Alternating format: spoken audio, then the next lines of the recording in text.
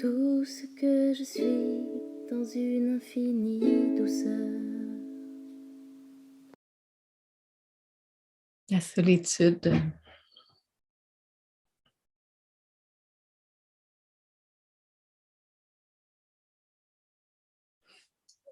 Ou je pourrais dire être sincère.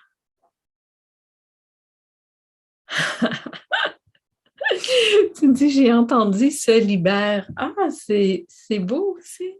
Solitaire se libère.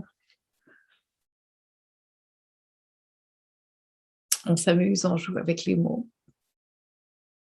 Ben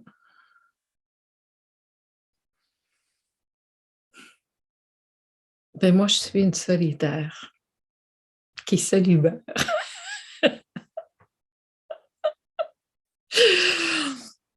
Et qui est solidaire.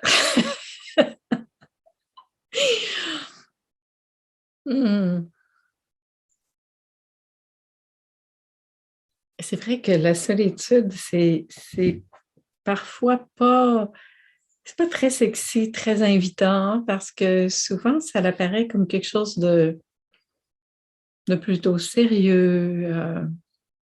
Ça peut même apparaître pour certains lourd, difficile, pénible. La solitude peut faire peur. En fait, on pourrait se poser cette question. Aimez-vous votre solitude? Aimez-vous ça être seul? Est-ce que vous êtes de bonne compagnie avec vous-même? Êtes-vous votre meilleur ami ou vous avez peur de vous retrouver seul avec vous, surtout en silence? Quand ça se raconte plus rien, qu'est-ce qui apparaît? Quand il n'y a plus toutes ces histoires, toutes ces distractions qui arrivent de partout et qu'on se retrouve là, à la maison avec soi, qu'est-ce qui reste? Est-ce qu'on parle de solitude imposée ou d'un choix de solitude, de se retirer, un besoin de se retirer, ou tout simplement que c'est dans notre personnalité, dans notre façon d'être? Peu importe. La solitude, je sais que ça peut faire peur. Ça peut faire peur s'il n'y a pas cette intimité qui a été rencontrée ici, parce qu'en fait, il y a beaucoup d'intime là-dedans.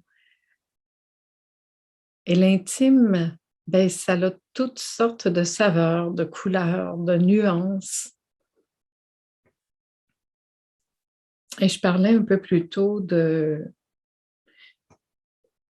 toutes ces émotions qui viennent avec ça, de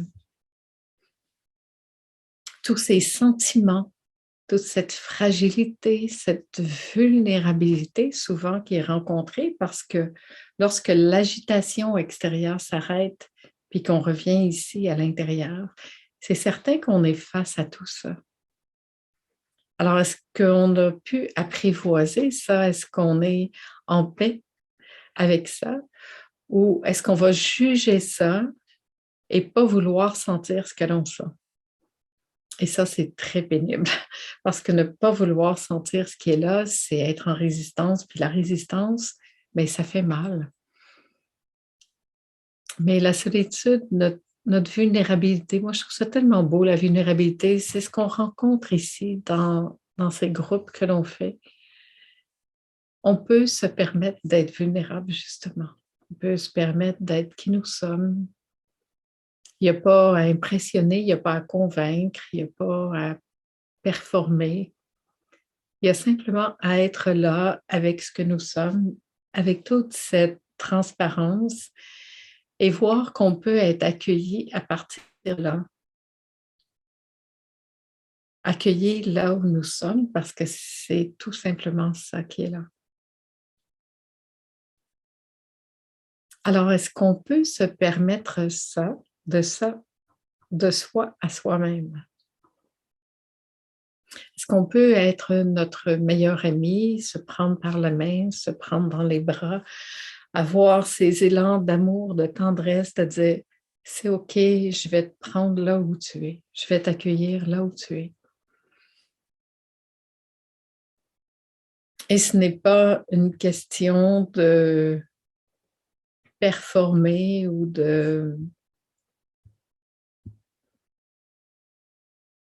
d'avoir à maintenir une image ou quoi que ce soit.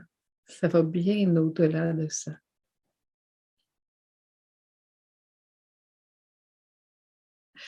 Être vraiment intime avec soi, c'est laisser toutes les teintes de ce que nous sommes exister.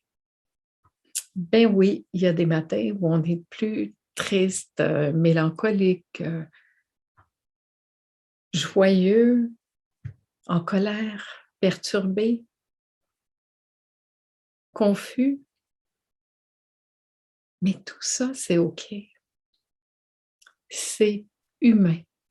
Alors, est-ce qu'on peut s'accueillir, s'accepter, s'aimer dans notre humanité, dans notre humanitude et se prendre avec tout ça et voir à quel point on cherche souvent à correspondre à quelque chose. Encore plus quand on est dans ce milieu de présence, d'écoute, d'éveil, de tout ça. À quel point on s'est fait des images, des concepts sur ce que cela doit être ou ne pas être. Et là, je dirais, c'est le temps de briser ces concepts, de les lâcher carrément, de les voir et de lâcher ça et de nous reconnaître tels que nous sommes au moment où nous sommes comme ça, en prenant conscience que tout ce qui est là, de toute façon, tout ce qui arrive de l'extérieur, toutes ces sensations, ces émotions, ces histoires, ces choses qui se passent, elles ne font que passer. Une seule chose reste, c'est ça. Alors, quand on sait ça, quand on a bien expérimenté que quel que soit ce qui se passe, ça, c'est là, on peut laisser venir à soi tout ça. On peut laisser venir la vulnérabilité, l'émotion, la sensation, l'histoire qui se raconte. Parce que quelque part, on sait que ça ne fait que passer, en fait. Que ça va être lâché. Puis qu'en fait, j'ai rien à lâcher parce que ça passe simplement.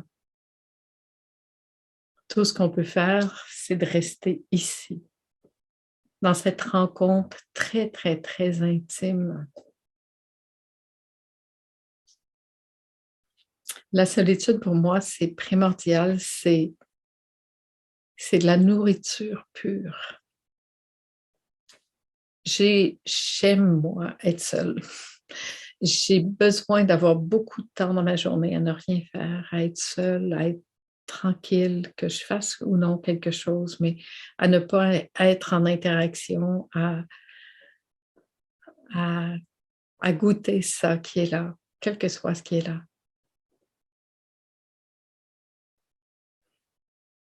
Et qu'on puisse vraiment accueillir avec bienveillance, avec amour, l'émotion qui est là, la sensation qui est là, sans s'identifier outre mesure à ça, en sachant que ça ne fait que passer. On a parlé de toutes sortes d'émotions depuis le début de notre rencontre, d'oppression, de colère, d'hésitation, de confusion, de goût d'être, de dire oui à tout ce qui est là. Mais en fait, est-ce que je peux dire un grand oui à tout ça? Puis cesser de mettre ça dans une case, ça c'est bien, ça c'est pas bien. Parce que socialement, on a beaucoup associé à la joie, au fait d'être bien, de sourire. Mais il y a des jours où c'est pas comme ça. Et c'est pas parce qu'il n'y a pas un sourire que ça va pas bien. Mais des fois, il y a un bien-être qui est bien au-delà du sourire extérieur. Puis il y a d'autres fois où il se passe rien, puis il y a un sourire comme ça qui apparaît. Un sourire pour rien, pour personne. Puis il y a des moments où c'est des larmes qui sont là. Et c'est des larmes qui sont là pour rien aussi. Des larmes qui sont là tout simplement parce que c'est ça qui est là. Alors, est-ce qu'on s'accorde ce temps d'être avec soi dans notre vulnérabilité, dans notre présence, dans notre force, dans cette sensibilité, dans cette fragilité de notre être, de pouvoir vraiment dire oui à ça, embrasser ça, se laisser être traversé par ça.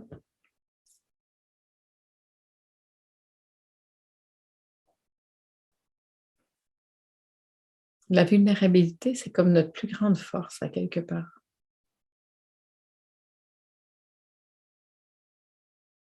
C'est quelque chose de très vrai, de très profond.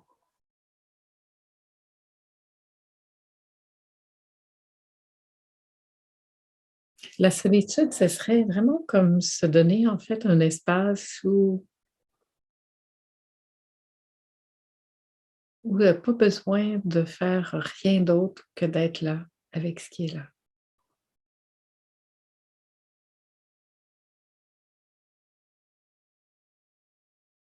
C'est de contacter ce vivant, cet espace-là, et de savoir que quel que soit ce qui se passe ou ce qui ne se passe pas,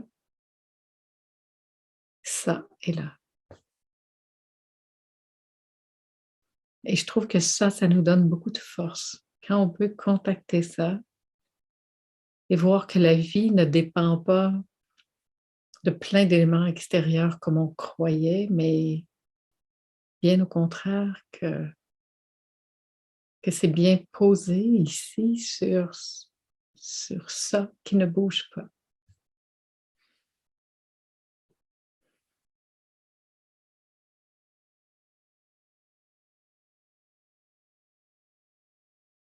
Et c'est vrai, très souvent, les gens disent: «Oui, mais si je vais vraiment là, puis que je me laisse aller complètement, qu'est-ce qui va se passer?» Hein, c'est comme une sensation que comme si on avait fait une association, ne rien faire, c'est comme mourir. Ne pas sentir d'émotions, c'est comme mourir. Comme si en fait ce lieu neutre en soi était menaçant.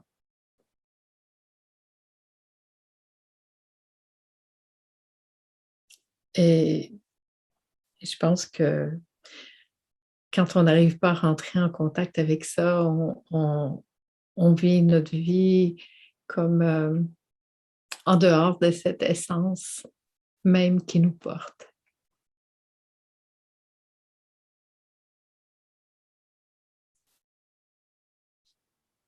Comment c'est possible de faire autrement que de se laisser être traversé par ce courant de vie qui nous vit et prendre le temps de reconnaître la puissance, la beauté, la délicatesse de ça, de ce vivant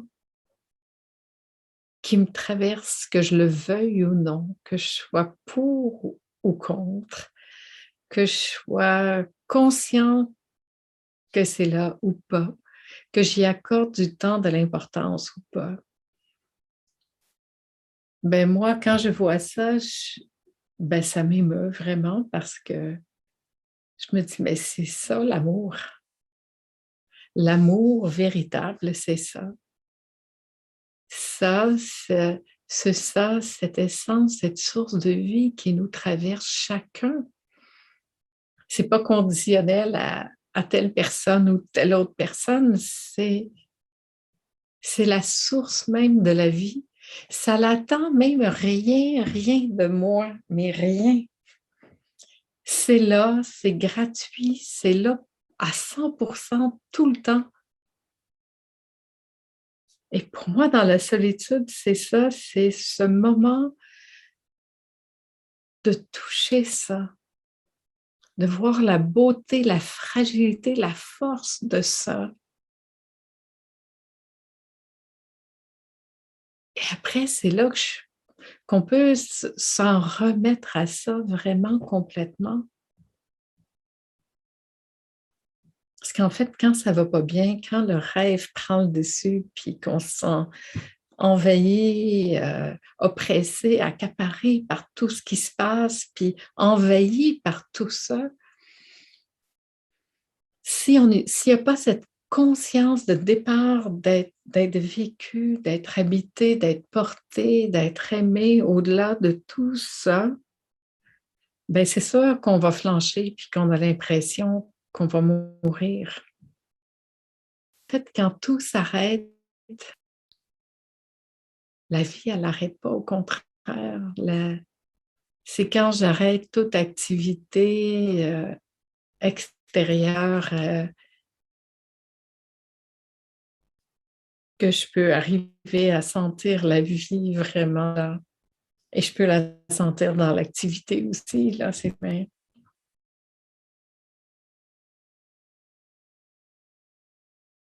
Prendre le temps d'être là avec soi, prendre le temps pour honorer ça ici qui est là. C'est pas besoin d'être longtemps, mais comment on peut apprivoiser ça?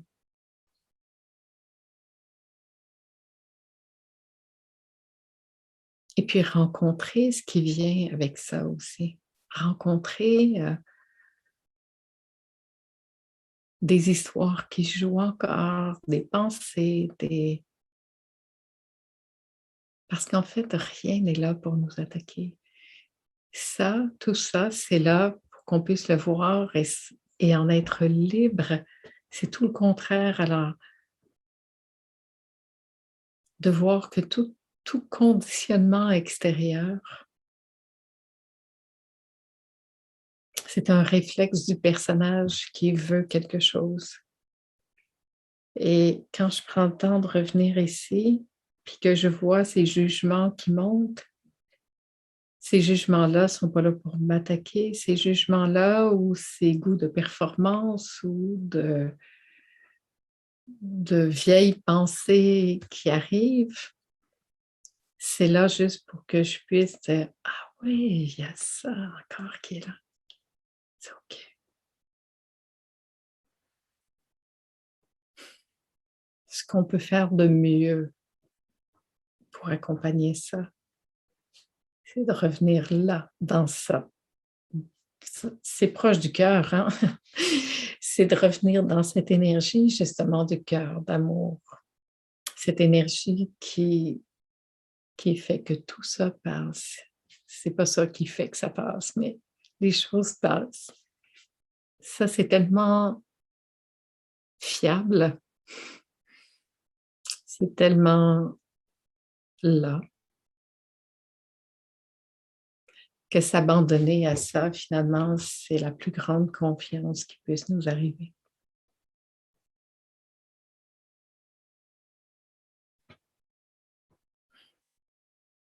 Dans ces temps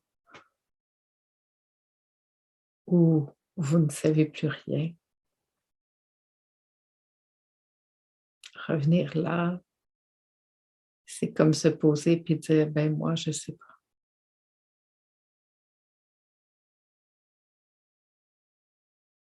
Mais je vais faire confiance à soi qui sait.